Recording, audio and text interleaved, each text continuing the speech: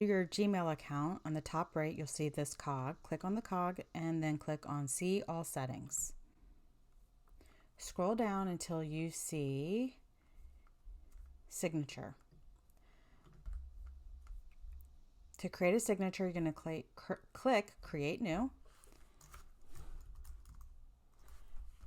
add a name, and then if you have an image that you would like to use, like your logo, we'll click on this Insert Image icon, and you can upload your image. I already have this, so I'm going to select it, and it will come in at full size. You can click onto the image and see that you have different size options. I'm going to click on medium, and then I'm going to put my cursor at the end of the image and click enter.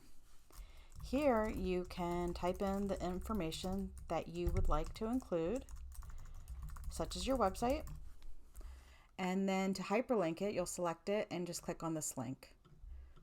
When you're done, actually before you're done, you can select which email address, if you have more than one, that you want the signature to be associated with, and you can select which signature, if you have multiple, that you want to use for new emails, and if you want it to be used on replies and forwards.